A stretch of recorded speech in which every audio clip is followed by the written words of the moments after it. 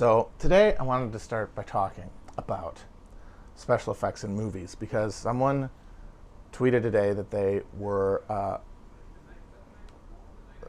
had watched me recommend the Blob remake, the 80s Blob remake with, I believe, Kevin Dillon, Jeffrey DeMunn, written by Frank Darabont, and they said that it was great, and they were glad they did, and I got to have a little bit of a chat online about the wondrousness of the 80s sci-fi remakes, all of which are great, but which I think Blob is honestly by far the most underrated one, and I think in argument really for the best. It's that one or the Thing, in my opinion, and it's close. It might be a coin flip, in my opinion. And of course, one of the things that make both those movies great is practical special effects. And all the Thing's special effects are pretty well known. They're sort of the gold standard. People always talk about the Thing. But I really feel like the Blob might even have more impressive special effects, and it doesn't get talked about nearly as much. The Blob in that movie is this, it doesn't eat people the way that the Jell-O mold Steve McQueen Blob ate people. It dissolved people, and you could see through it. You could see people being eaten by the acidic blob. And they showed it. They showed people having their faces melted off on camera. They saw the guy get pulled down, entire body pulled down through a fucking garbage disposal. And it's also very nasty. It's like it's willing to kill children. It has very funny Reagan-era politics because the Blob, obviously, the original 50s movie, people took that at face value. This is about communism. Big red blob coming to get everybody.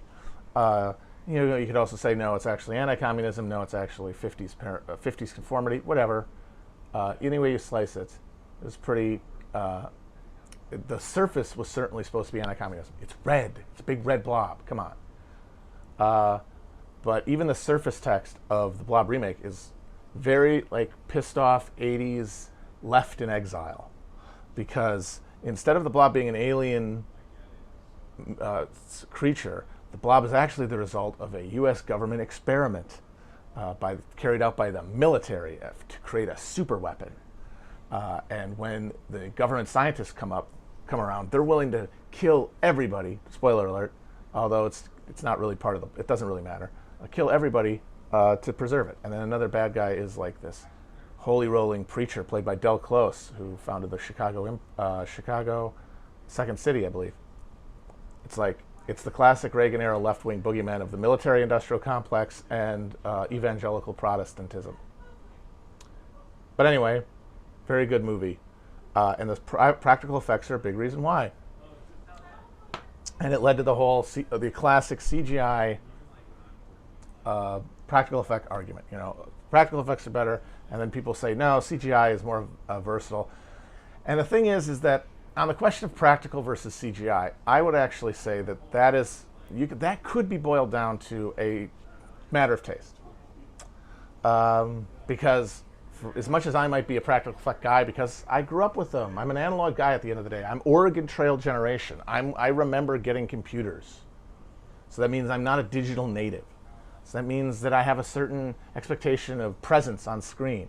Whereas kids who grew up on video games, which are all CGI, and then cartoons and stuff, much more, and then of course everything online that's all smoothed out, they're not missing what I'm missing.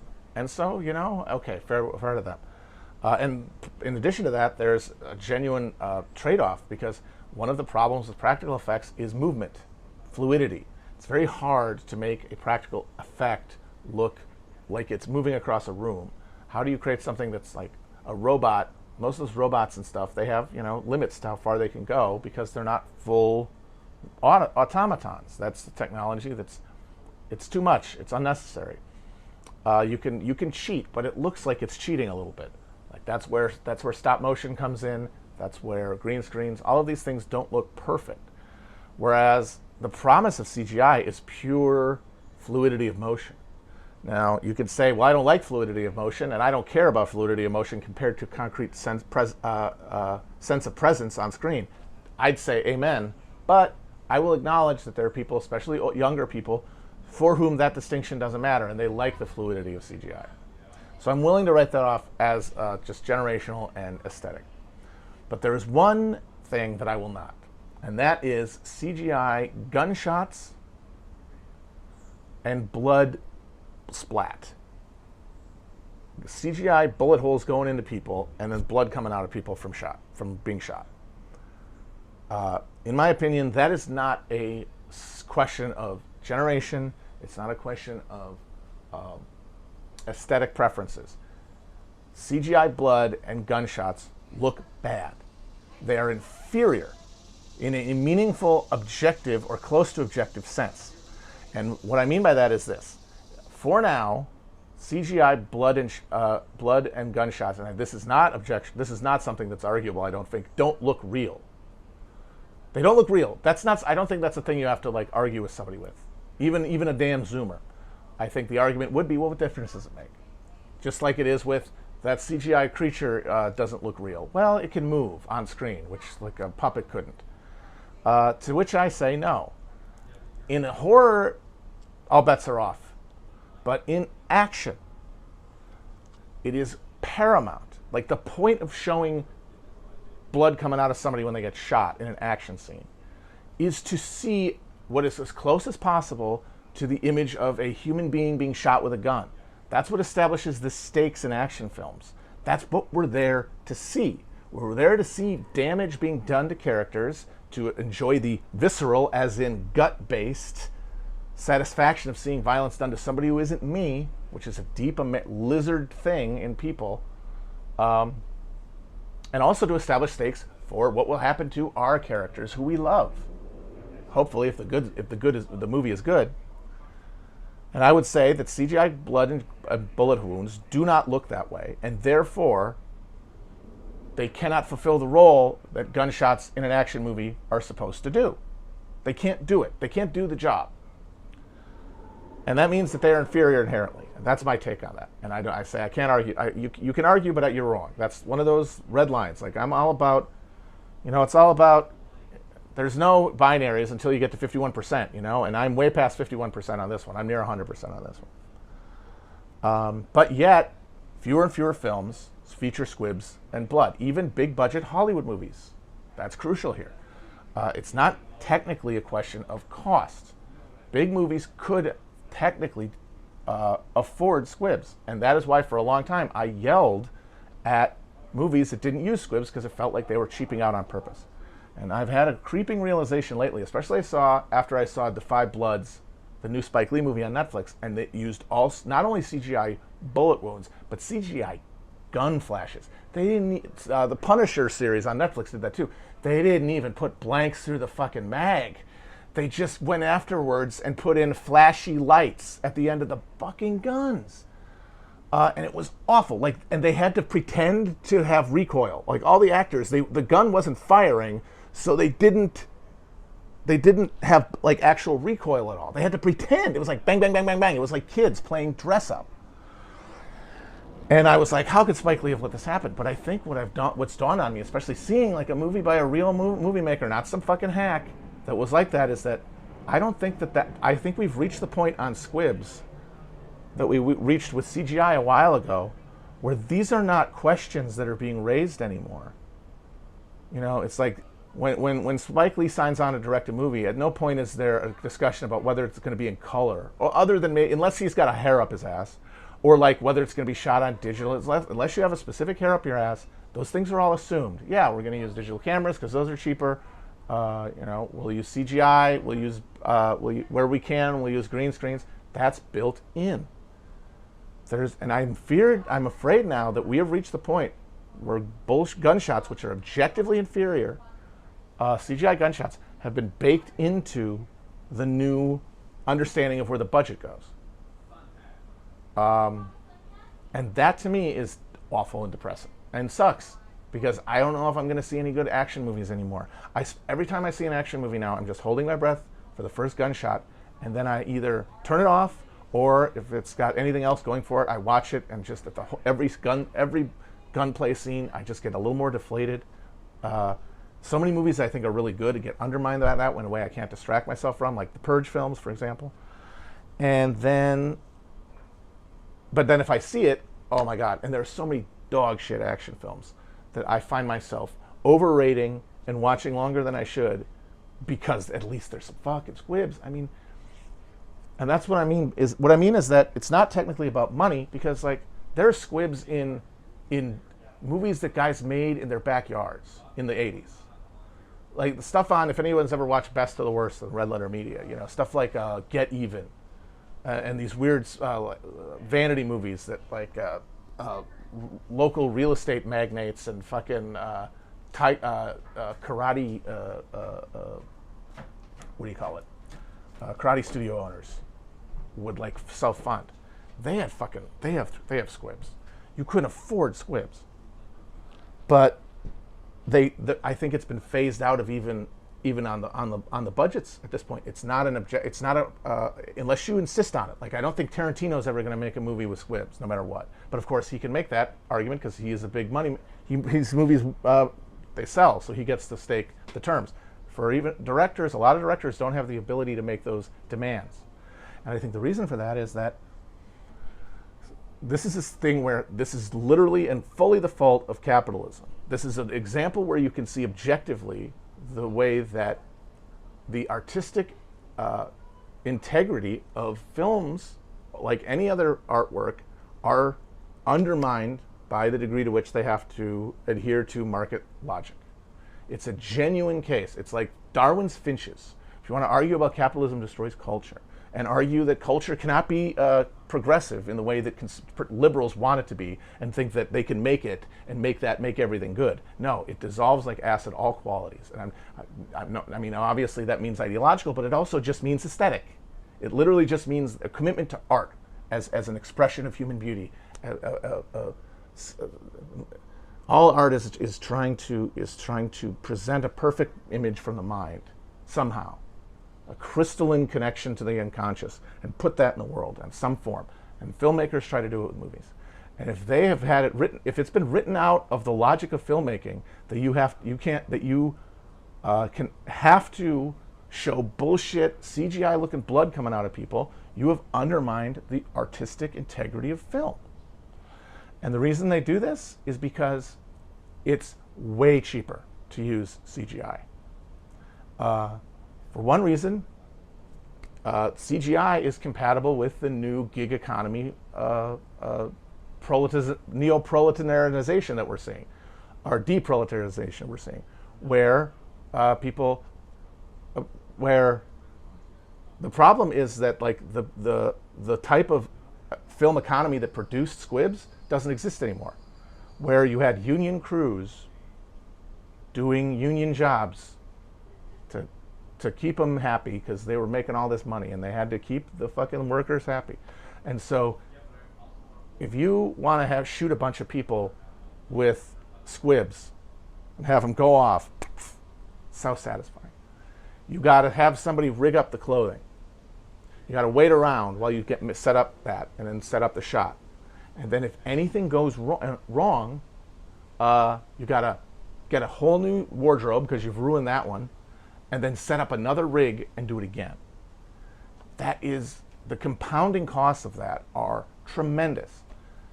Whereas you're shooting people with CGI bullets, one shot, everybody falls down, you're happy with it, good. You want 2 for safety, go for it. But then the real work is done by fucking outsourcing it to Fiverr, a bunch of fucking code jockeys working tiny trances of the job for micropayments and no fucking overtime, certainly no union benefits. The costs are just so over time accumulative that the logic of filmmaking has now squeezed out a genuinely meaningful craft that undergirds a certain type of filmmaking and makes it what it is.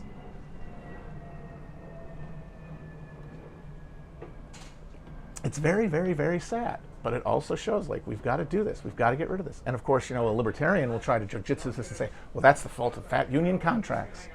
These guys care more about making their union rate than making art. To which I say, fuck you. This is all because of profit. They're squeezing out the profit out of the toothpaste tube, and they're all responding to the declining rate of said. This all shit should be all funded by the government. This should all be fucking either publicly through like crowdfunding or direct block grants from artistic institutions. This should all be fucking publicly funded. There shouldn't be any profit in it at all. So that objection is stupid. But even if you accept that logic, that, well, they should do it for the love of it, and they're ruining everything with their fat union contracts. It's very hot. That's why I'm sweaty. It's no longer pleasant New York. It's oppressively humid. But even if those guys are working Fiverr rates instead of union rates, they still have to set up the shot. Probably going to not do as good a job as the guys used to pay more to do it, by the way, because why would they? And they got to supervise the work, and it takes more time. And time is the most precious commodity on a film set, because the time that you're setting up a shot or dealing with a logistical issue is a time when a lot of people are not doing anything. And that is just, to the capitalist, a dagger to the heart. People standing around. You got time enough to lean, you got time enough to clean. And CGI gunplay, especially in action movies that are heavy with it, just streamlines the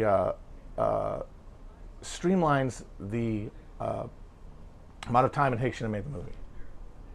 Just cuts, I don't know what it would be, but it's significant, which means compounding significant amount of money is saved by not having everybody sitting around for days on end while you set up shots of people getting shot with corn syrup.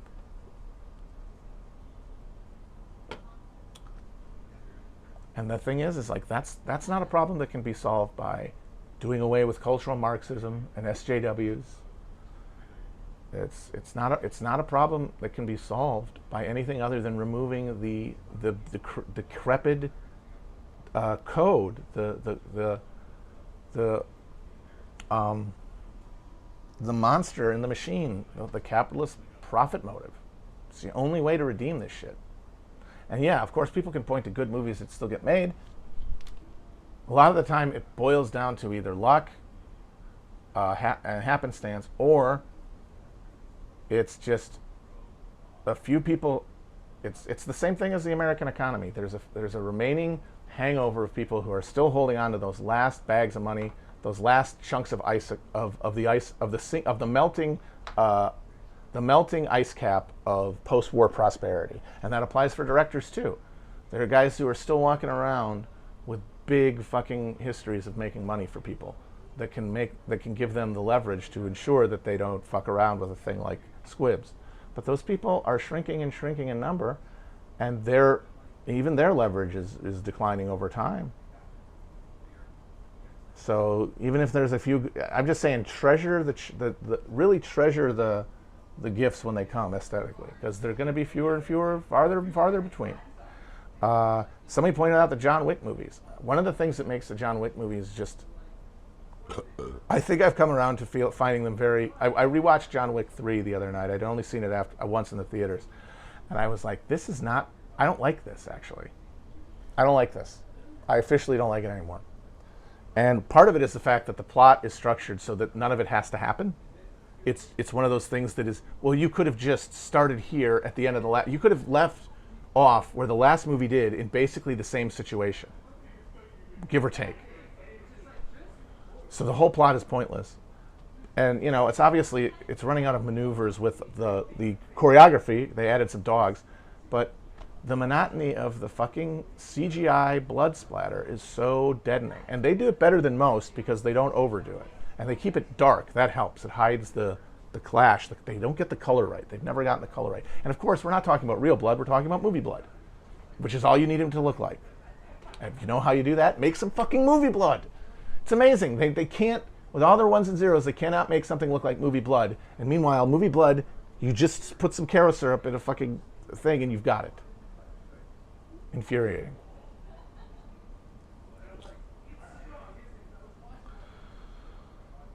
So I'm not looking forward to the next one, but I'll see it out of completism probably.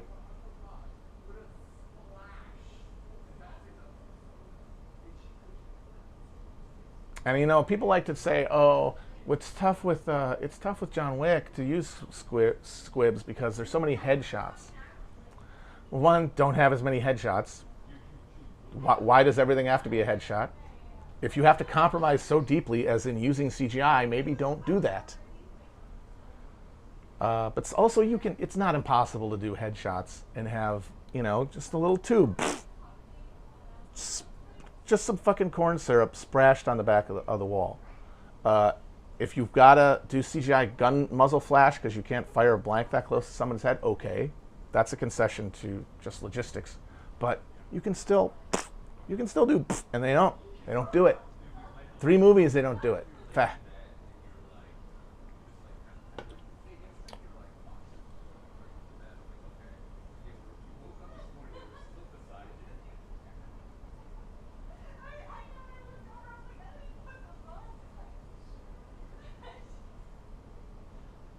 Yeah. Early squibs weren't great either. The thing is, even a bad squib is still on screen, and I feel like that is still going away from the need for, as I said, realism is the point of bullet wounds in action films. That's what makes it artistically fun and interesting. So that's still not at the ideal, but it's already, by virtue of really being on a screen and actually having like fluidity that is not obviously uncanny valley-like, you're already up. You're already up. Meanwhile, after what, 10 years now of hegemonic squibs, CGI squibs, as bad as it ever has been. I saw arms or guns akimbo. I saw Guns Akimbo. Wretched film. Absolutely wretched film. One of the things that was wretched about it was the CGI blood, which undermined the entire thing. But I will say this, because the whole movie is supposed to be like this, one of those dumbass critiques of like the culture of spectacle and violence. But you're not looking at anything that even comes remotely close to real violence. You're looking at CGI graphics.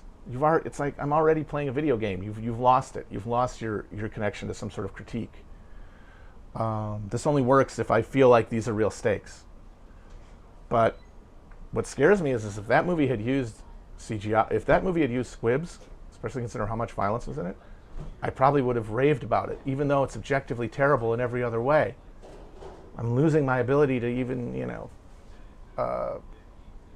feel like I'm really appreciating something or just happy to see something that's not so distractingly terrible. But those are the burdens we bear in this life. Lovecraft Country, no good. No good. Very bad. Obviously, first minute of it, there's CGI blood, thumbs down. It's all CGI, so that's already, you have to get over a very large bar to just deal with it, because you're a fucking genre show. I don't care if you have prestige trappings, you're a fucking genre show. That means your effects have to be good, they have to be immersive. They're not. Bye-bye! But maybe they could have salvaged that if there was something on top of it that was like textually dense and interesting enough to make it worthwhile. But in my mind, any chance of that happening went out the window when a montage of racial abuse in the 40s of white people being racist to black people as they travel across the country was scored to a James Baldwin speech. I believe his debate with Buckley, maybe it might have been. I mean, for one thing, that's anachronistic, obviously. That happened much later than the events of the film. Secondly, I mean, who are they imagining is watching this? What kind of guppy-brained children are they pitching this to? Where they have to, it's like, even though the text of every scene is racism, like the text of every scene is a racial disparity and racial abuse. And I'm not saying that's necessarily bad, but you have to, with being that limited a palette, you have to like keep it interesting and innovative. And just saying like, oh, I usually use music to, sort of evoke a subtextual thing. We're just going to add more text on top of the text. I mean, what the fuck? It's just, to me, I'm just going to assume that you don't think that I have a brain at that point as a viewer. And so why the hell would I want to watch that? You don't think I'm very bright, and that probably means you're not too smart either. You don't have enough to say. Yeah, like being because that's the thing. It's not like the level of art on the show is really great. Being condescended to by a dummy is one of the most infuriating things in life, and that's what that show does. So, thumbs down to that. But it also, but I'll give it credit. That show helped spark a real revelation to me, and that was, I did a tweet about, oh, this show's got CGI squibs. Fuck this. And of course, a lot of people were like, well, yes, but the show itself is great. No, wrong, incorrect, not great. Or they'll say, well, it's a dream sequence. It's kitschy and stuff. it's all CGI. So no, that's clearly just the style. That's the aesthetic. So out with that. And then, but someone, God bless them, linked a montage of squib hits from movies that's on YouTube, and I watched it. It was like 8 minutes long, and I'd seen a bunch of those movies, and it was kind of fun, like picking them out, like, oh no, I know that one, but just watching the drama of an actual explosion happening on screen, and the unpredictable and viscous physicality of fake blood coming out of a wound. And I was like, God damn, that really is, like, why else have someone get shot in a movie as an aesthetic experience, which is, of course, what it 99% of the time is. You're not really moving the plot along. You're showing that because you want to see it. And so that's what shooting is for. And I realized, my God, like, the gunfight in movies is doomed. Like, who will ever want to watch people get shot if that's gone? Because that's what makes it interesting. That's what makes it visceral, as I've said. And the movies that don't have that, they just lose. It's like, oh, okay, this is fake. These are kids playing with fake guns. I don't care anymore. And that was a real challenge, I think, to Hollywood in general. How are we going to make gun-based action, which is one of our bread and butter events, still exciting and visually interesting and aesthetically pleasing when one of the main elements of the aesthetics of gunfights on movies is gone? And the answer was, we're going to replace it with physical dexterity, smoothness of motion, elegance, grace, basically, human grace, to replace the missing visceral impact of real squibs. And that's what the John Wick movies did. And the first John Wick movie, one of the reasons everyone loved it, I think, is because it appeared to solve the problem. It said, here, we're going to give you gunfights that aren't going to have the visceral impact of squibs, but are still going to be amazing because of how fast and elegant they are, and how quickly they happen. You won't even notice that there's no real blood. You won't even notice that they're not really shooting the guns because it's going to move so fast. And you know what? It worked. I like the first John Wick a lot. I think everybody did. Holy crap, look at this thing. It was like, now we have a solution. But the thing was, like with any answer like this, any sort of attempt to patch over a key artistic deficit of accelerated capitalist cinema, it ends up becoming a cure-all, and then it no longer works. And I realize this, is that now every one of these movies, every one of these gun-based action movies has decided, oh, that's how we're going to trick people into thinking this doesn't look bad, by having them do kickflips and grab guys by the head and flip them around and then shoot them real close and have it be very, like, very kinetic. And it's, now that that's every movie, the horror of it comes into realization. Like, oh God, this sucks. Like, by the time I watch John Wick 3, it's like, not only is it just repetitive, and having now seen John Wick 3, and like, when you see John Wick, that was just that movie. You know, yes, people say, oh, well, what about Equilibrium? It's like, Equilibrium was like 20 years ago, and it was an isolated movie that a lot of people made fun of at the time. Gun Kata. It was sort of a joke. And it became a cult classic later, but it was not the beginner of a totalizing trend the way that John Wick is. And now, since every movie is John Wick, you see John Wick 3 and you're like, oh God, more of this? And now there's going to be 2 more at least? Every one is going to be, oh fuck, more of this? Well, everything else just turns into John Wick to hide. It's like putting sawdust in the fucking, in the flour because you want to make more bread than you have flour for. That's what they're doing. It's sawdust in the flour. It's antifreeze in the wine. It's another way to obscure the spiriting reality of having everything that we thought of as like the compensatory cultural superstructure that we can enjoy, even as our lives are sort of drained of any kind of power over our destinies. No, you don't. That's not even good. That's bad. We can't afford those real bullets. We can't. Oh, what? A gun that actually fires? You mean real blanks? What? Okay, you gonna pay for that? Who's gonna pay for it? It's like universal health care for movies. And so now it's like, oh yeah, but at every level, you can't just take something away. You can't just take something away. You have to offer something that's shittier, but still better than without having the thing that's being taken away. And all the flip John Wick bullshit is the lesser thing now. So I gotta say that I'm now anti John Wick. Got to be a thumbs down for me for the entire franchise. And you know what? Hey, that's the way the cookie crumbles. You got to accept things changing over time.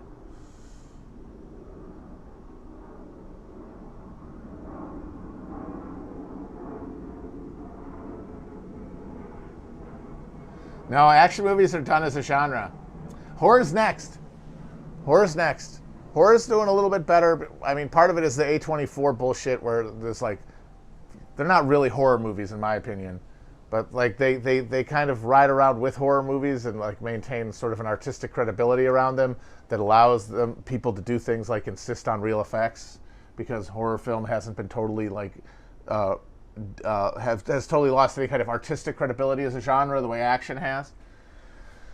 So that means there's still a few good horror movies and they'll still like, you know, invest the extra for real effects, but no, that's going to be gone too. And the only good horror movies will be the A24 things where it's like you watch it and you go, was that really a horror movie? Or was it just sort of a very like a dark drama or a thriller? It seems almost like a thriller would be more accurate a term than a horror movie.